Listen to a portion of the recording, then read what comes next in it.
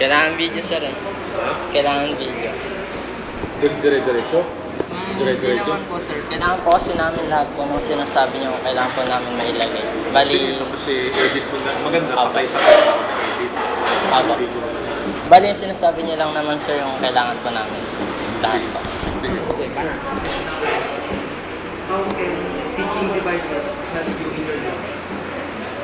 So as a teacher, teaching devices make the transfer of information convenient for the teacher. Say for instance, the projector, the notes are prepared and you can easily convey the information that you have prepared to the students. And of course, there are some advantages of presenting ready-made information to the students. So that's one. Number two, the presentation is organized. Okay, so therefore, knowledge can be easily summarized.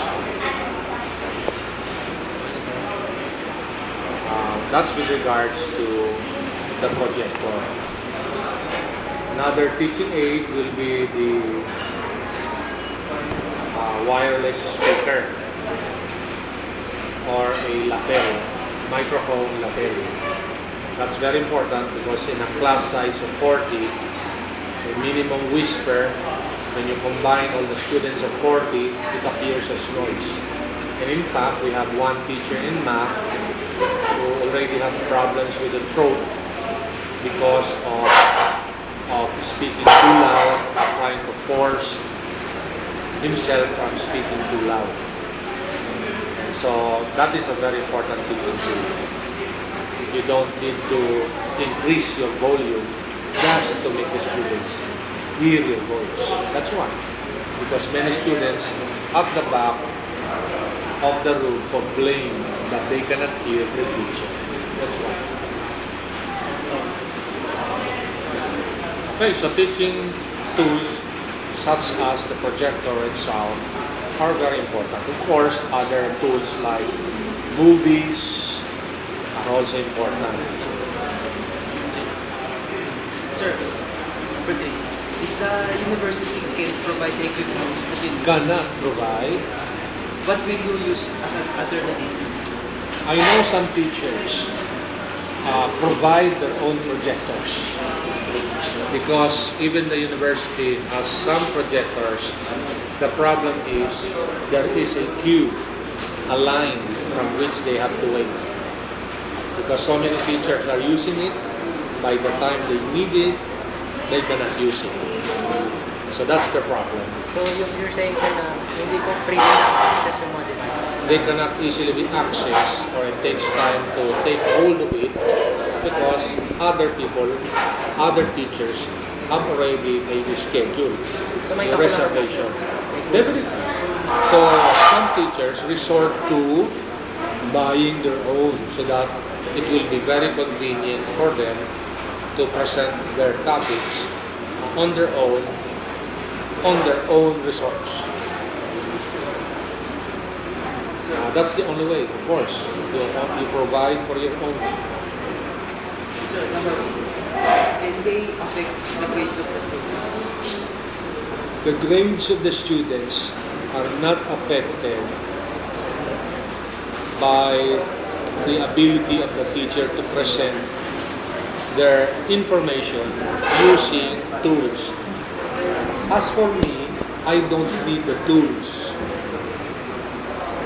because the teacher itself, the way he communicates, the way he provides the materials, the way he encourages the students, and the way he inspires the students is the greatest tool. What is there sa mga experiments po like subject na chemistry? Chemistry, what is important in chemistry is that we have the equipment and the materials.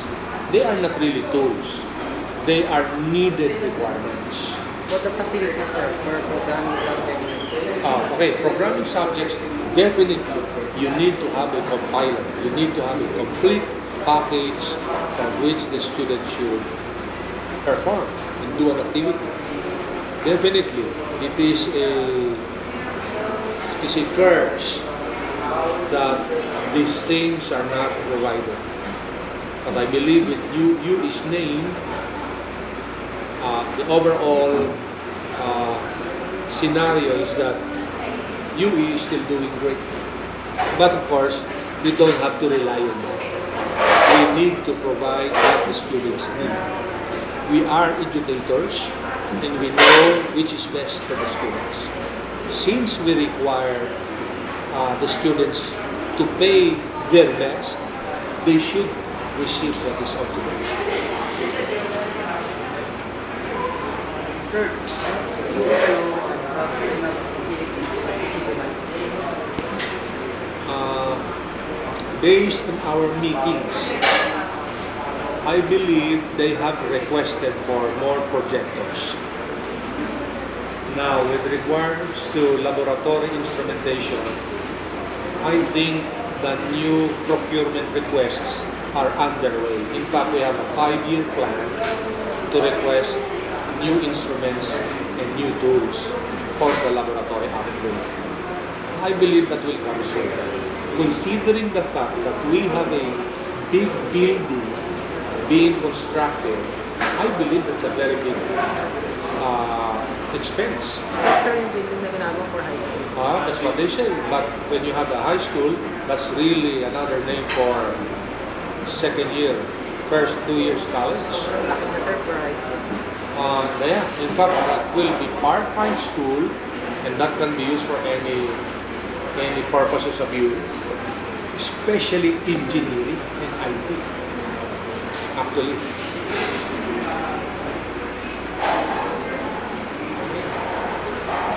Having these materials.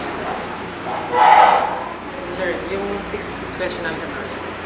Kung meron pang materials, kung magdadagdag ng materials yung UE for teaching, tataas po ba yung tuition fee ng mga students?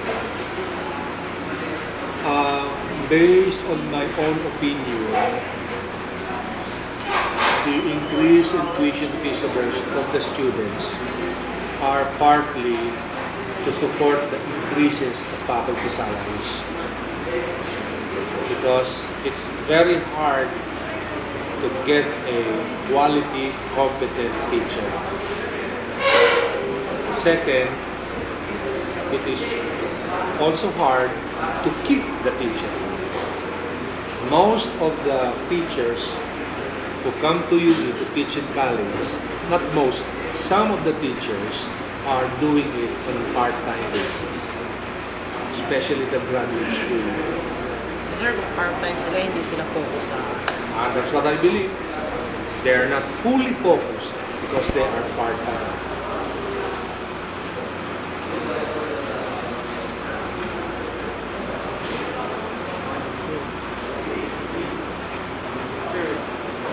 Do the students gain access to these facilities? What facilities are you referring Like the to? library, sir. Can the projectors can also be borrowed by the students? I believe if the projector is one of the instruments you're mentioning, the students actually can borrow them as required by the teacher. There are requirements for a projector to be borrowed. But I believe the use of the internet is good. That's available. Projectors are limited. I think they should have more free computer time for the students. Instead of the students doing programming outside, they should have a laboratory time for the students. That should be part of what the students are paying for the miscellaneous. In fact, my experience in the US, there are more than 100 computers free for use, 4 hours at a time, every day. So hindi siya sir ginagamit for... It's not used for classes. They are used for research, for student projects, for student programming projects, and so on and so forth. Even for printing, they even have a large printing free.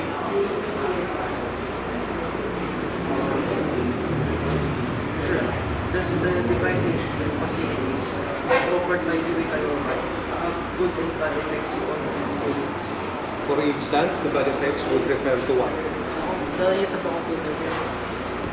I think the use of the computer is not bad. But the problem is the use of the computer for games. If the computer is only being used for research, programming, I don't think it's bad. But if the computer is being used for games or other things of entertainment, that is bad academically. But physically, if we talk about radiation, the radiation is less. About the library, sir, may experiences lang po sila. Hindi po sila pumapasok, instead natutulog po sila sa library. Tutulog ang bata sa library, well, that is the undisciplined part of the student's attitude. Then the library, I believe, has rules for that.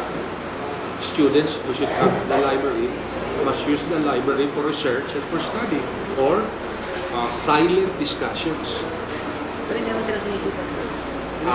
That is the bad part. If that is true, definitely there is a problem with the disciplinary. In fact, the faculty side of the library is being infringed upon by the students, and that should be respected. That should be implemented.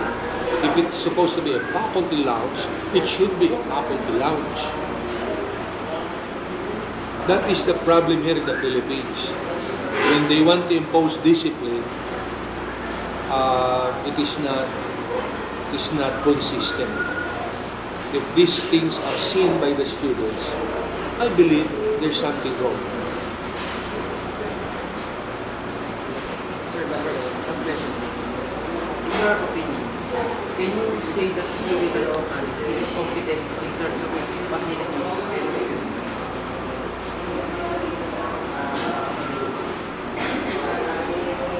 I believe that there are certain departments that are not yet complete or are not yet certified.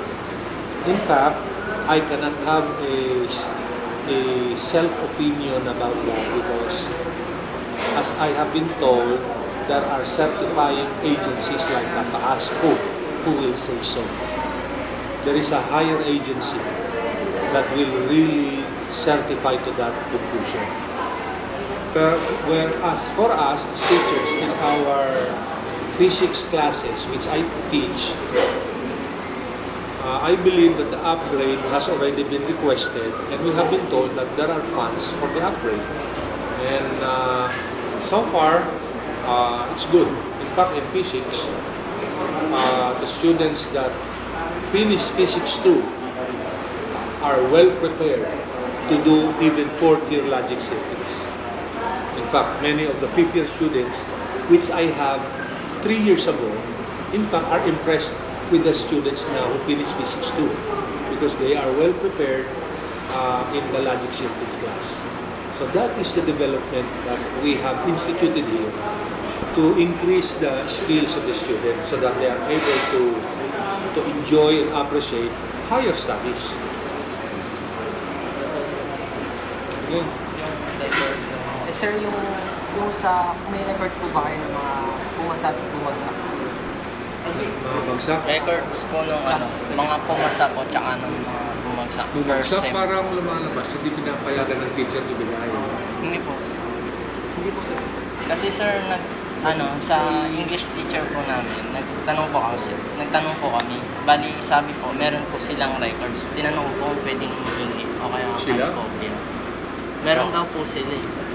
May records nga kami, pero hindi binibigay. Hindi po pwedeng... Pinagbabawal na ibigay kahit sa ibang teacher. Kasi it is just the privacy between the student and the teacher and the parents.